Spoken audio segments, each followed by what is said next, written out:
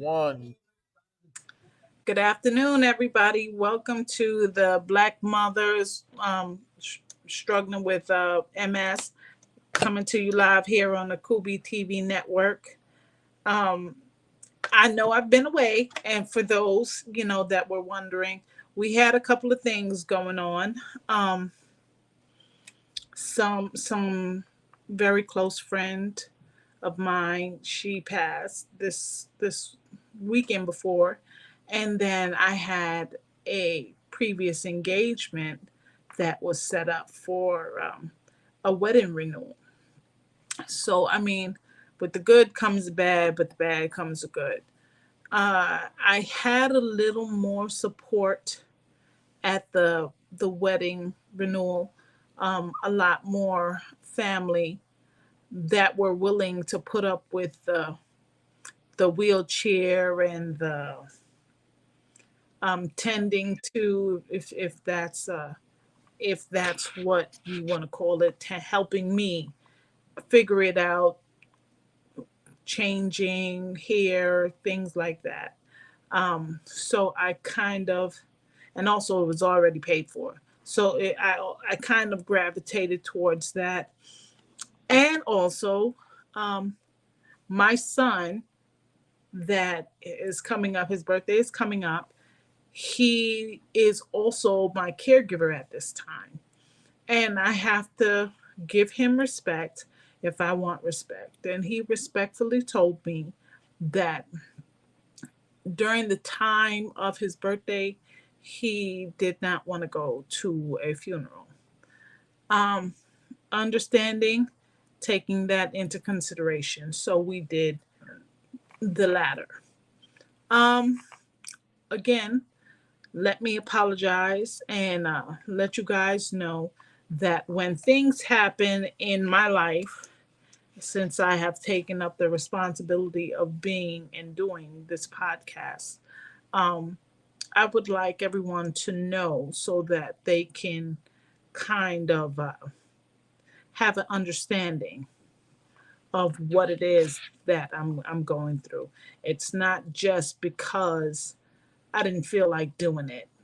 Um, if you don't see me here when I'm scheduled, there had to be something going on. Um, the first weekend, it was a change in my schedule. Then the next weekend, it was, like I said, the previous engagement or the funeral. So again, I apologize. I think I was trying to give you guys a little bit more of a heads up, but it wasn't in the cards. There were so many different things going on and getting my kids together, getting myself together. It just wasn't in the cards. So again, I apologize. Well, now I have family member and friends that have expressed to me that they do watch the show, um, and they look forward to it.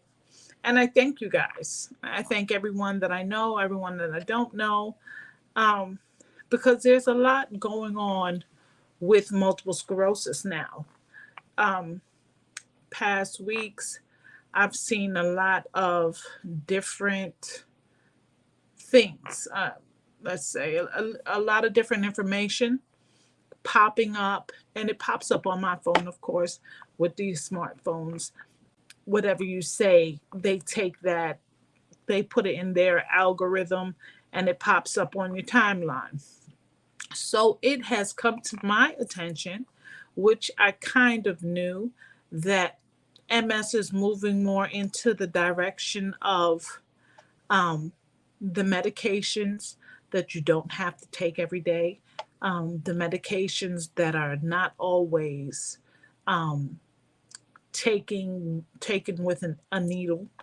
It's more of a pill, or if it is the IV, it's later. It's like once a month. Um, when I started medication for multiple sclerosis so many years ago, I took a needle every day.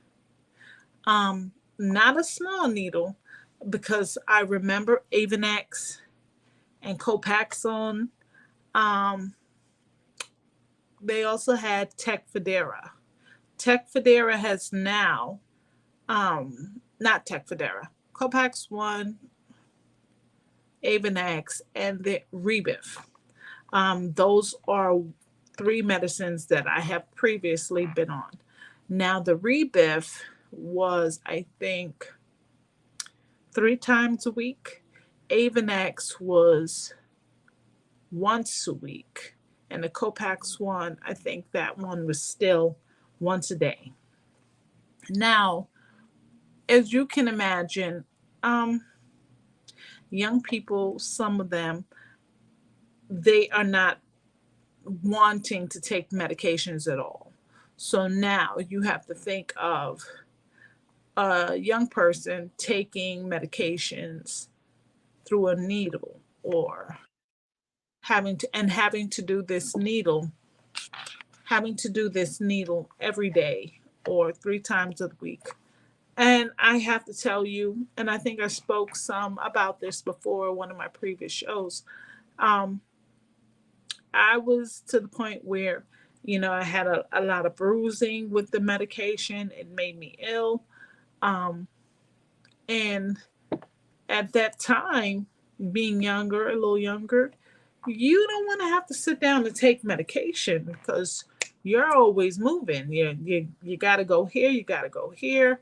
Um, you don't want to miss this.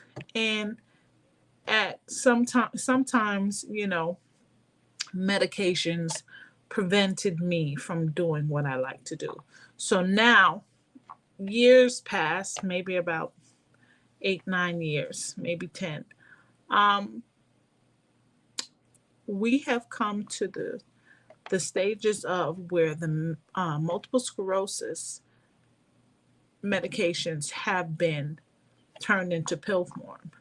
They've turned over into medications that, even if you have to take an IV, you don't have to take it once a week, once a month. Now we're doing like medications that you do every 6 months if it's an IV.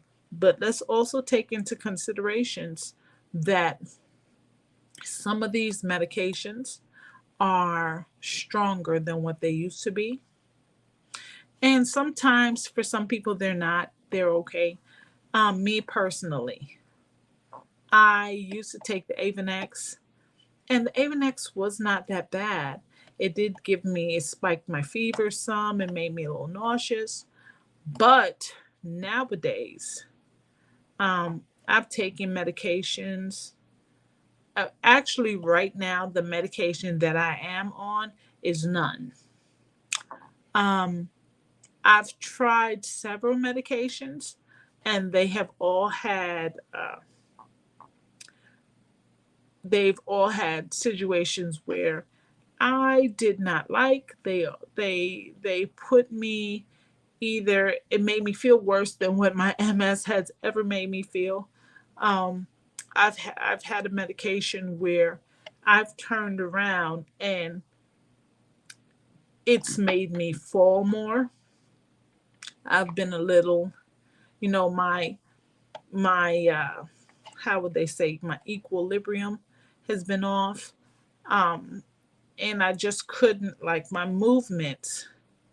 Whereas, you take a step and you stand up straight, and all that stuff was compromised for me. So, I don't know, with multiple sclerosis, they have what you call placebos. They have the steroids, and usually those are the medications that start you into the stuff that you need to be on. Now, me personally, I don't like steroids. As you can see, my face is full because of a steroid. They call it moon face. you get it sometimes, and I'm on a particular steroid as a titration pack, which is like the starter pack to start you onto a medication. Um, and sometimes you have these things that come about when you're trying new medications. Um, you deal with it, I guess. Me personally, I'm not as outsidesy. I don't hit the streets the way that I used to. I'm much older, so I'm not looking to be in everyone's parties or whatever the case. So I don't mind staying home. I don't mind not being involved. So it's okay for me to have my moon face and be okay with it. Whereas so many years ago when I was younger, I didn't like it. I cried. I I kind of put myself into a seclusion. Um, and and until these things passed, until they kind of went back to normal. And you can do that when you don't have children. You can do that when you are a single person. Right now, not so much. I have two kids. They know what's going on. They do ask questions. A lot of people ask questions. If I do head out to the store, some people that might have known me when I moved here and to opposed to seeing me now. Um, but it's okay because these are the things that you sometimes have to go through. I believe in if what doesn't kill you makes you stronger. Um, and I've been fighting with this multiple sclerosis to the point where it's embedded in my mind that you're not going to win with me. Sometimes I have my days, I'm tired. You go through things, like I said from before, but MS will not get the best of me. That is something that I wish a lot of people had that motto. Some do, some don't, um, because they see MS as a death sentence, a slow death sentence. Um, and with that being said, all I can tell you is definitely live your life. Um, love on your folks. Let them love on you. And I think people, you know, not only does it help with certain things, I just think it's good altogether. Um, okay, so now we are, let's see, one of my kids, their birthday is coming up. It's right around the corner. Um, it's hard to make plans for different occasions, especially when you need your wheelchair and your vehicle or a vehicle is not wheelchair modified. Um, and I'm working on it. Like I explained before, I'm looking forward to getting my license. My license, not that I ever lost it, but this will give me a license to drive with the proper accessibility kind of equipment in my car. Um, looking forward to it. I am looking forward to sharing that with you guys. Um, also, let it be known once I do start driving again, how many doors will be opened. Um, I don't think it'll be me having to go to everything, but now I have more of an option. I'll be able to say, well, just let me know and I'll be there. It is something that I've been trying to do for some time. Everything is a process. Without process, you have no progress. So I'm going through my process and I am in the middle and I'm very excited. Um, like I said, me driving or not being able to drive has changed some things in my life. I don't need to go to everything. I don't think I ever did, but just having that option taken from you because you can't drive. So now we're working on the practicing and doing the permits and everything else and possibly modifying my car if everything goes the way that it should go. So far, so good. Of course, I've passed my permit part, the written part. It's all about me taking it in stride and practicing with the gentleman that's helping me. And who knows, hopefully by the end of this year I'll be certifiable. Not to say that I'll be driving because the end of the year, of course, weather change, snow, and where I live at, it does snow. Um, but I am definitely looking forward to it. People say you come from New York, you should know how to drive in the snow.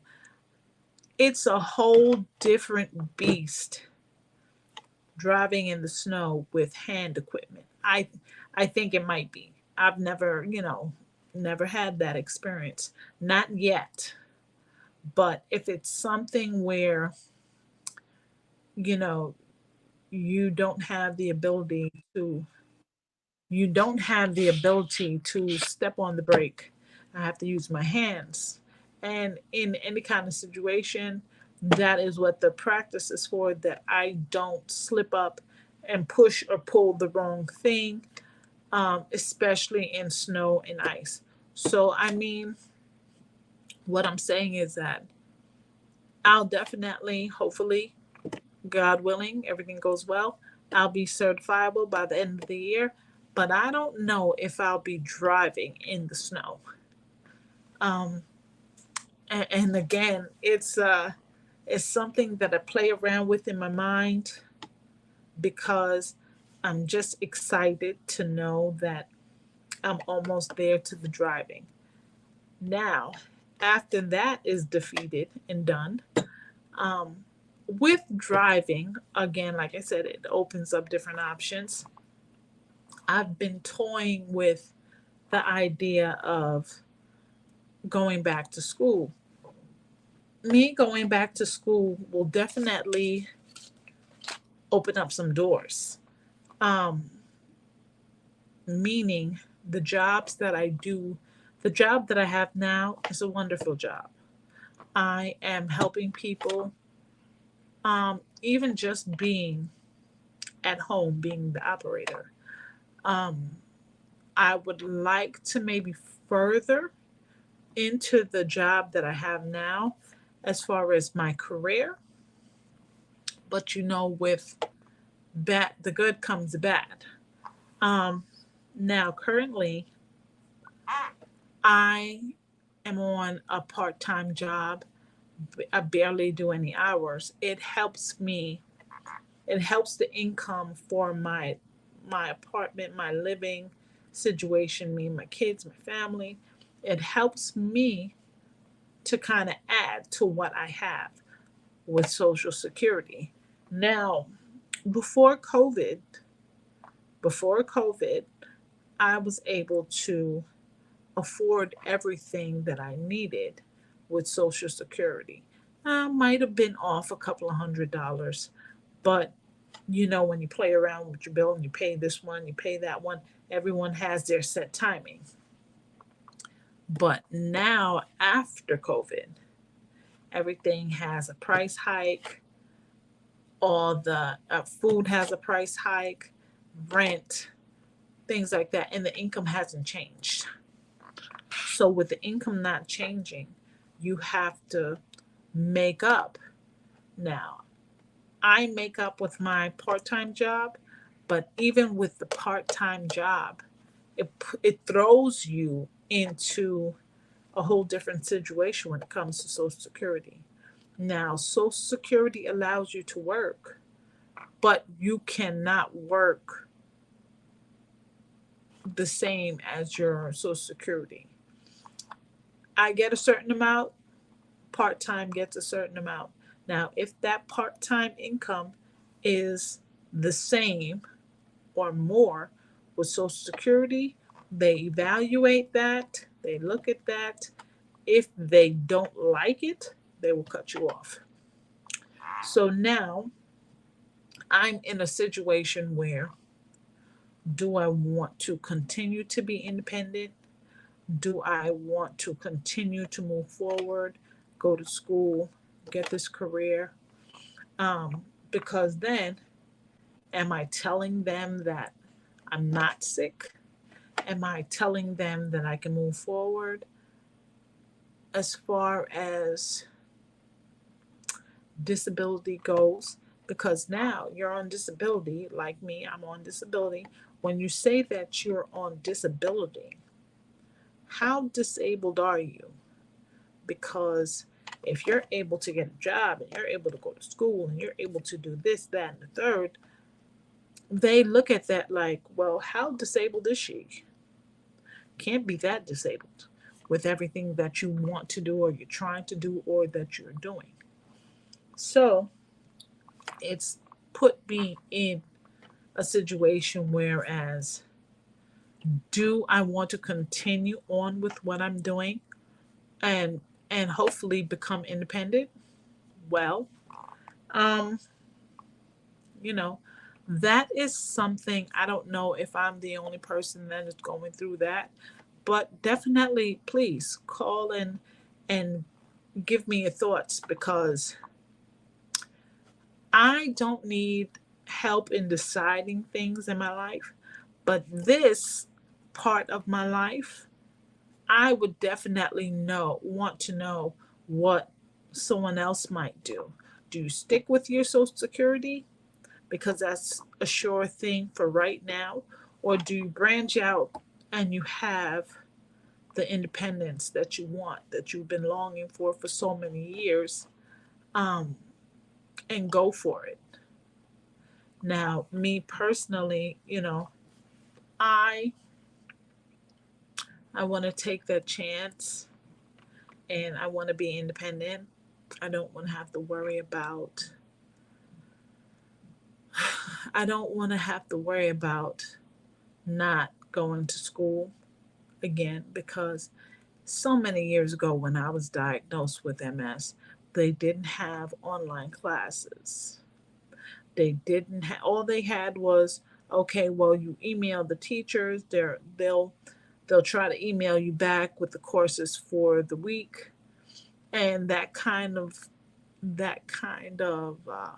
situation is hard for someone who is definitely up for the situation at hand, but maybe the teachers is like, they get a little overwhelmed. They have other students to prepare for class and they have other students. So at this time, I mean, let me know if, what do you think? This is something that, like I said, I've been thinking about this for a long time. I've asked friends, I've asked family, and some people they think that, yeah, try it, and then they're like, the others are like, no, don't do that, because the Social Security, it helps you. It helps you with your medical assistance. It helps you with this, that, and the third. But I feel like if I get my career and everything started, oh, so late in life, I'm so behind. But if I get it started, then I'll be able to afford what it is that I need. So it's it's just the things that I think about with the Social Security.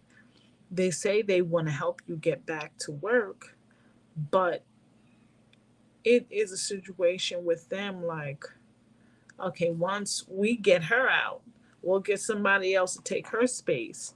And then now, if I do ever have a exacerbation with my multiple sclerosis, suppose I'm not able to do anything, do they accept me back into Social Security or do they give me the runaround?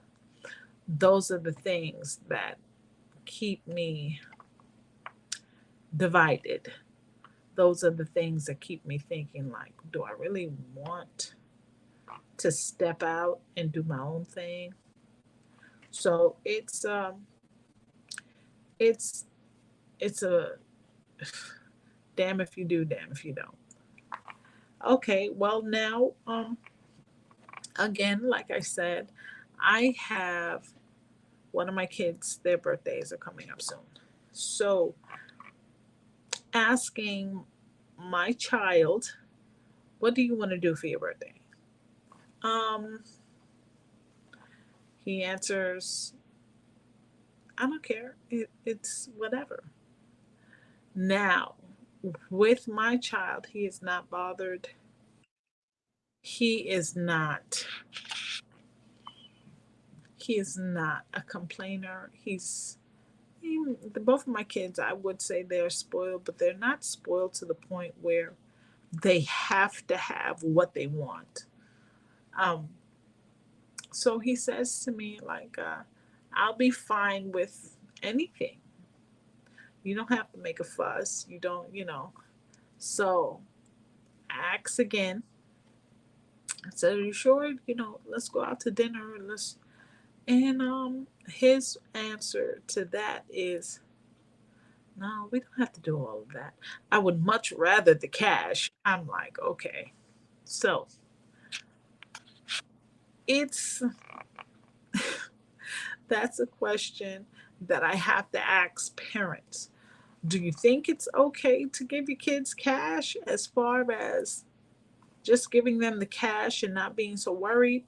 Or you one of those parents that wants to have the cake and pictures and everything else, to make a big deal? Because I feel like I'm gravitating towards more of the big deal. I want to have him have his family and his friends over. I want him to be recognized as that day being his day. I want him to want gifts. Maybe I'm the only person that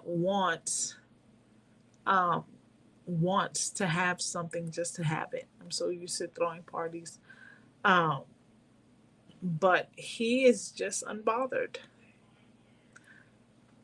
So again, I'm here with the mind thinking of the things that I can do for him. Should I surprise him? Is he gonna like the surprise?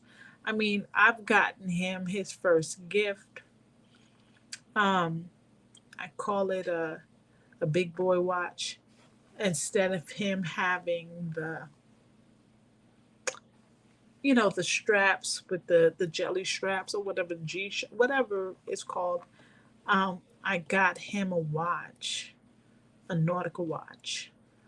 Um, I call it a grown man watch because when you put it on and you have on your nice clothes or your suit or whatever, it is equivalent to, how would I say, a woman having on nice shoes or a nice pair of earrings or a nice purse.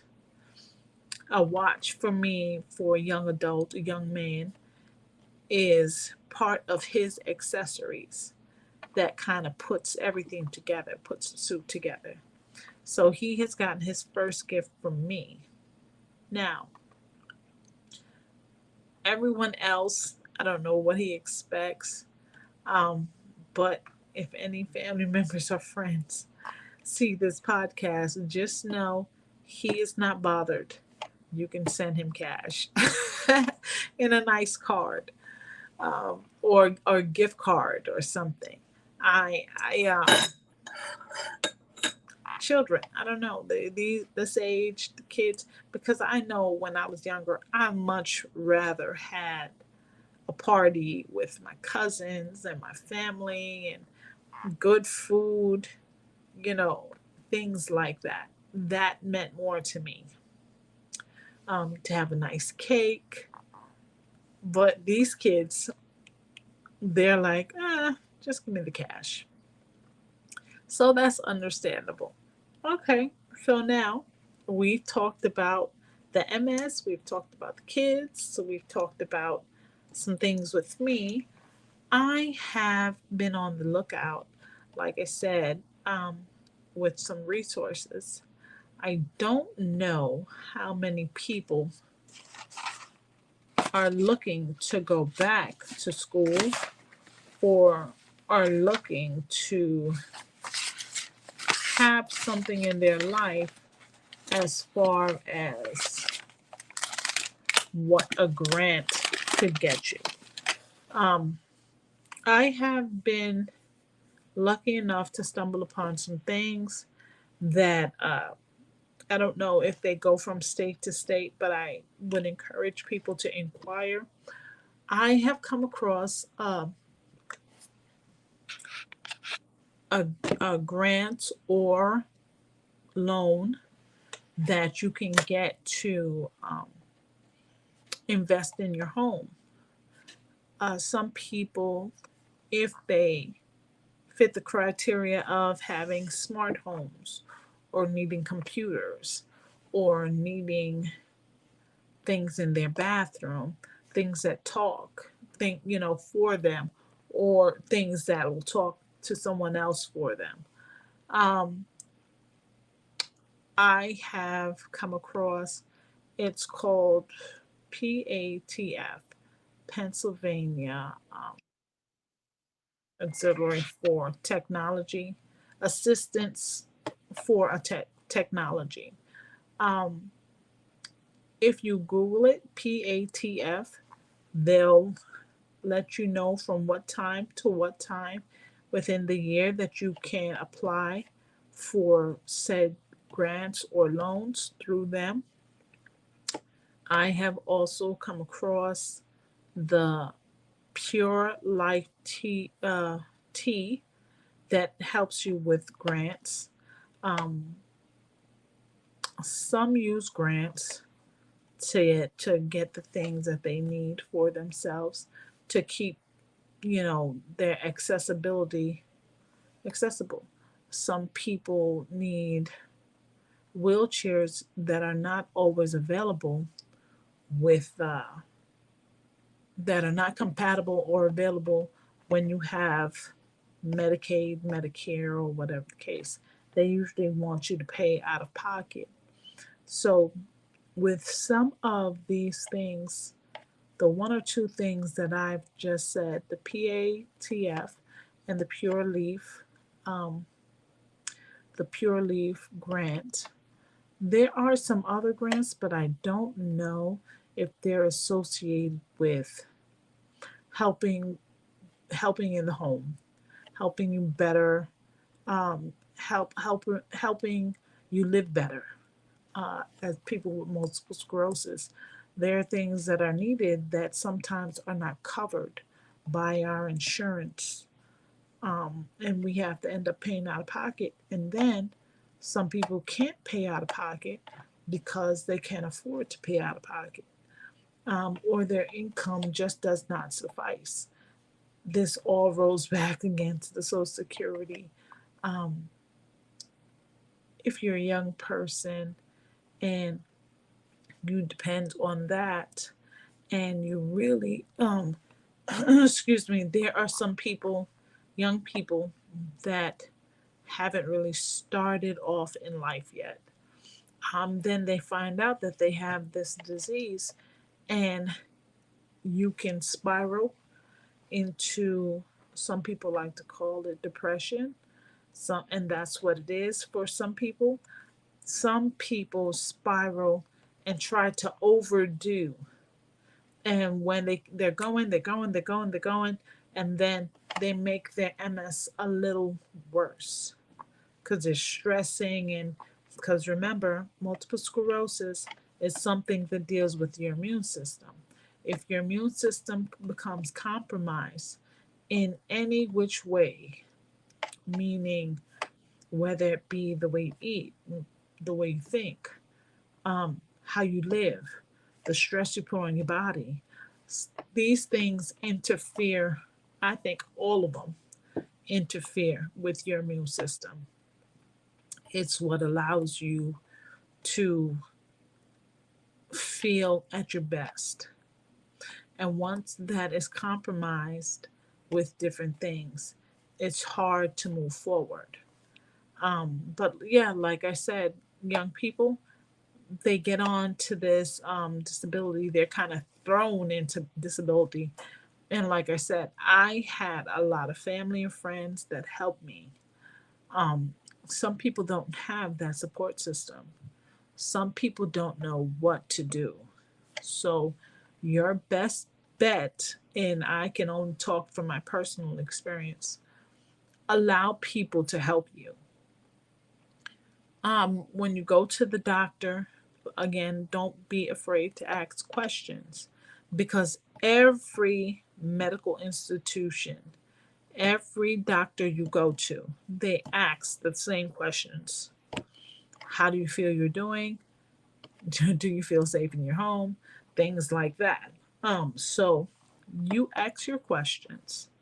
Do I have a social worker? Would I be able to meet with her? What can I do? What kind of medications? You have to ask these questions to advocate for yourself. When I was so young, I had my mother. My mother asked questions, and anything that I forgot to ask, she made sure that we wrote it down. So we were, or she was, definitely a big part of my support system. I have family members that are in the medical field, social workers, lawyers. So I'm able to ask these questions. Now, there is a way that you can figure it out for yourself, and that's Google. Everything is Google. Google it. Google the questions. Google the people that are there for the help. Google multiple sclerosis, any kind of disease that you might have that takes away some of the options in the long run. Try to prepare yourself. Not to say that all people with MS end up wheelchair bound. If you catch MS, pretty much in the beginning stages, not to say it'll be cured, but the progression of the disease will definitely be slowed. Um, Me personally, I stay away from trial medicines because with trials, you never know what might happen. And you agree to these things. So you can't, as a person, say, well, I didn't know this was going to happen and I didn't sign up for this. Yes, you did. Any trials? Yes, you did. You have to sign up. So, with that being said, I hope that when people watch me and they listen to the things that I say, I hope it's not too much of all over the place. Um, but you have to listen, not to say you have to listen to me, but you have to listen to your doctors. You have to listen to your body. I feel like when you listen to certain things, even if it's just listening to the doctor talking to someone else, um, like to his intern or to his assistant, you are in the room. Be in the room. Listen, ask your questions. Also, with everything else going on with multiple sclerosis, you don't want to be left out of the loop because you have your doctors and they have other doctors, a team of people trying to help you, but they can't always be the ones to do all the work. You have to kind of help yourself. You have to, again, advocate for yourself.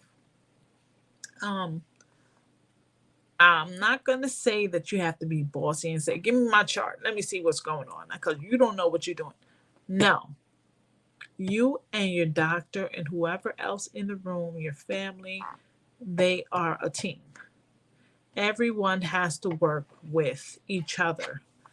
Um, there can be no, well, I know better than you know. No, because everything is a balance together. You can throw questions at me, I can throw questions at you, we'll throw questions at him, and you listen. You actively listen to what people have to say. That'll help you in the long run. So, medications, family, friends, um, sometimes it's, when they all get jumbled together, there's a little confusion. But you with the MS, the person with the MS, you have to be able to say, "No, I don't like this. Yes, I like this. Okay, we can do that." I feel that any person with a disease of like minds, or older people, um, without your options, you don't have a voice. And a lot of people think because you might be older, you might be disabled, that they have to talk for you or do for you.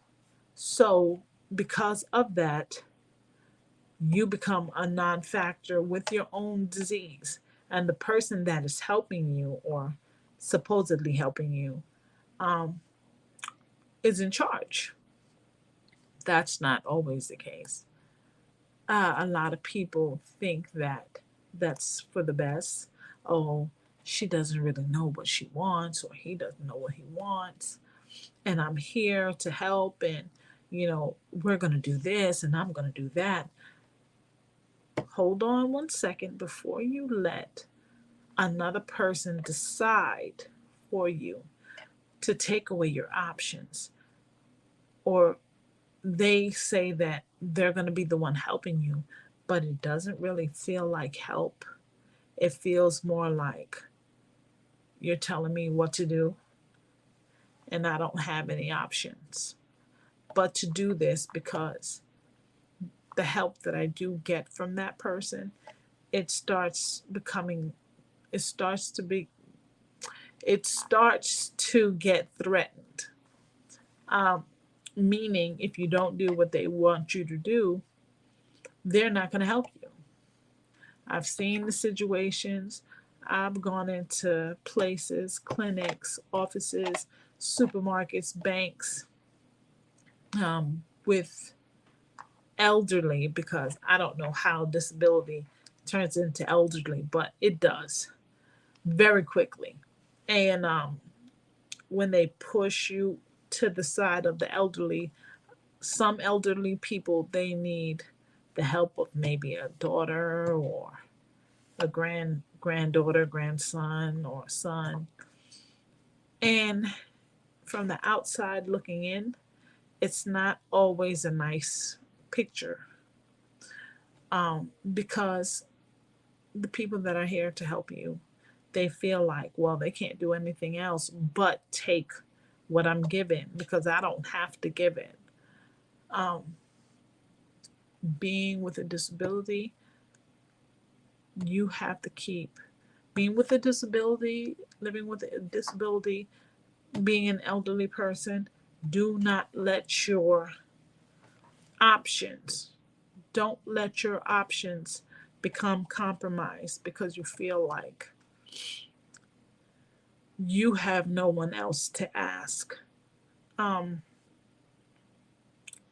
that can sometimes happen, but as long as, you know, see, it's kind of different.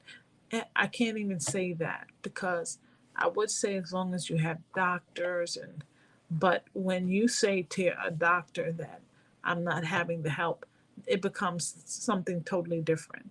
And I get it. And a lot of people shouldn't have to make that kind of choice.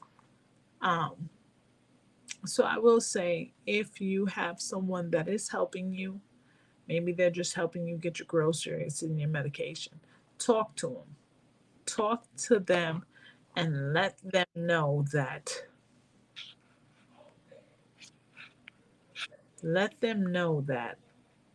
you have options. Simply, I mean, a lot of older people, they don't want to hurt feelings. Some say, like, people should know better. Let them know up front you have options. I have options to take cab service. I have options to ask my social worker to um get me a car service. I can take a Lyft. I can take an Uber. Nowadays the Lyft and the Uber, they have accommodations for people with disabilities. They'll send you a minivan or a truck where you can put said wheelchair or whatever the case. And sometimes it works out like that, sometimes it doesn't.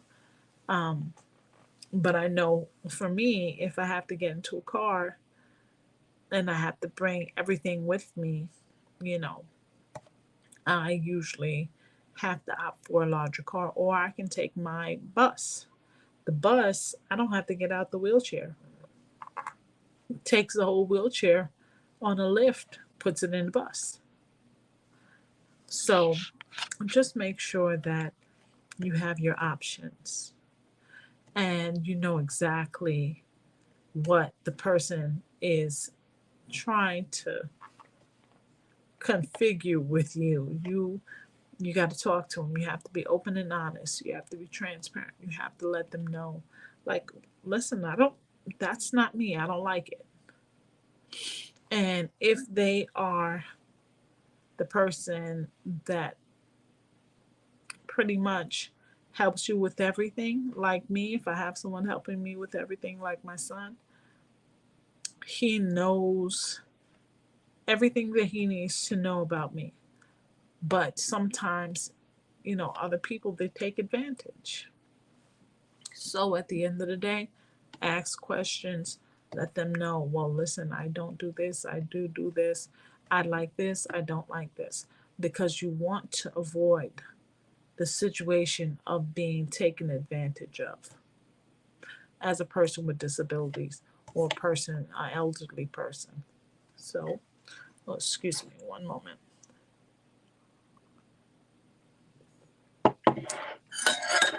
Okay, so now, again, let me go back to the engagement that I had the weekend past. Um, beautiful, beautiful, beautiful event. I love seeing my family and my friends, um, or my family, I should say. And my mind just kept going back to the funeral, the whole, the whole weekend, because I was sad that I wasn't able to make it. Like I said, I couldn't ask my son to want to push me around in a wheelchair all day, knowing that his birthday was coming. And he asked me, he said to me, Mommy, I can't do it. I'm not going to be able to do that because, like I said, the person that passed was very close to me. And it's a situation where I know a lot of people with disability have been in. Maybe they don't have the ride or the car, the equipment, the bus, and that certainly was my situation, because I would have had to ask someone to take me where I needed or where I wanted to go and then bring me back to the event. so that, and that's the people that were around me, my family that was there with me that day, they were prepared for a wedding. They weren't prepared to take me to a funeral or take me to a wake. That's kind of hard to ask someone to do when they are in a completely different mindset. Um, but I did enjoy my event. Again, I got to see a lot of family that I haven't seen in a long time. It was beautiful. Everyone looked beautiful. My kids, my aunts, my uncle, you know, all my cousins. Everyone looked so good. Um, and I did get a question, one or two questions, like, "Oh my goodness, I didn't know that this you're in the wheelchair all the time now." Yeah, most of the time. So again, I know I've said it before. A lot of people, um, if they haven't seen you in a while, and this is what the situation is, um, it doesn't even have to be a wheelchair. Just that people change. Maybe they're walking with a cane. Maybe they can't see out of one eye.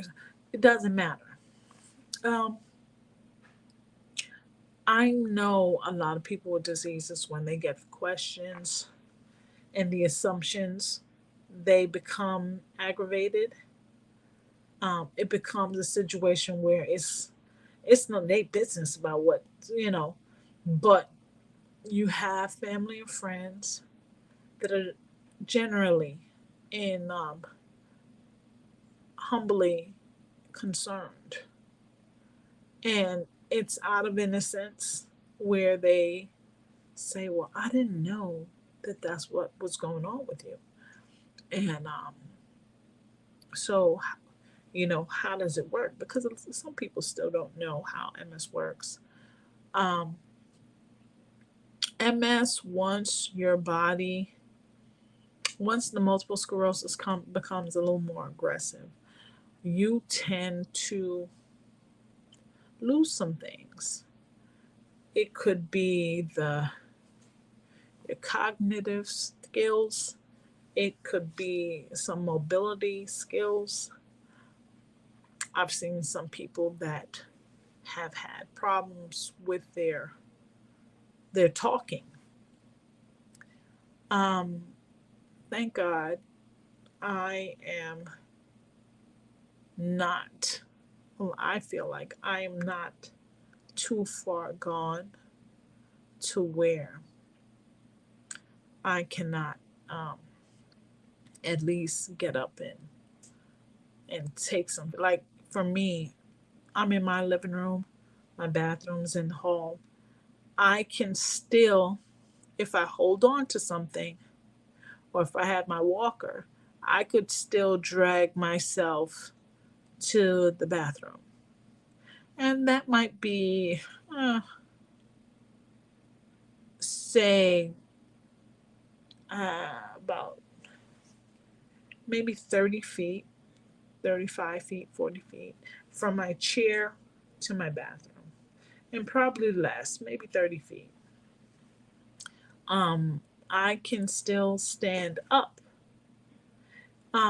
Sometimes it's painful, but I can still do these things. It definitely makes me tired. Um, I have been, I don't lay flat. I am kind of always sitting up. I I do have a bit of a foot drop situation where, yeah, one foot drags sometimes. The reason why I don't like to buy fancy footwear anymore, because I know I have that issue, and anything that I put on, they're getting scuffed up. And I don't know about anybody else, but shoe game, sneaker game, whatever thing, whatever. Whether it be a nice pedicure, your feet coming from where? Your sneakers, your apparel, that sometimes makes your outfit. And if I'm ruining my footwear, I'd rather just not wear anything that's two, three, $400. I probably couldn't afford it anyway. Because that two, three, $400, I'd rather spend it on my kids. So yeah, it's that event definitely showed me. Um, it took me out of my comfort zone. That's for one, because I haven't really been to a lot of events involving family and friends since my multiple sclerosis has become so aggressive. Um, I did sit down with some of my cousins, and they asked me a lot of questions, like, you know, when did this happen? Like, how did it happen? And now, it's is it? Do you think it's because of? Do you think it's because of your weight? Do you think it's because of um, the MS might be hiding some other underlying disease? Or, they just ask me a lot of questions, which is definitely appreciative, because instead of just assuming, like, oh, she got MS, she probably, something she probably did, they asked me. They asked me, for the ones that are not around me, they asked me. They asked me how I was feeling.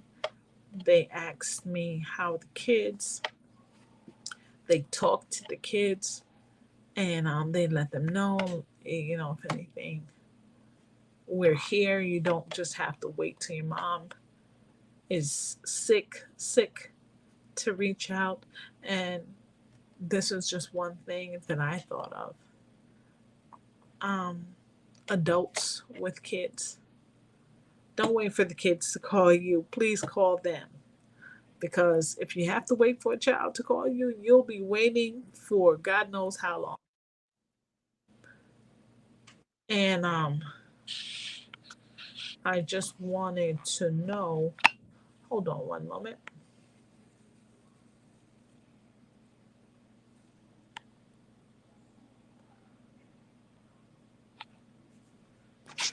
Okay. Oh,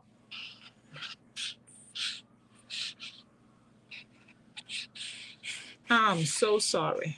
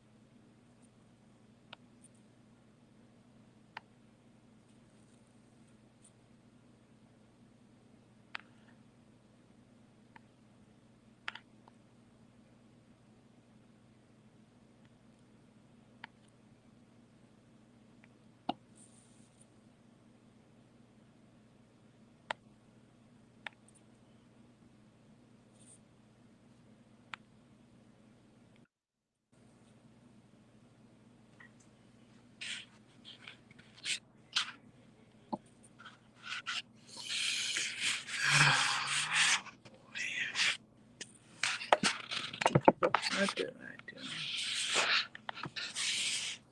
Sorry about that. Oh my goodness.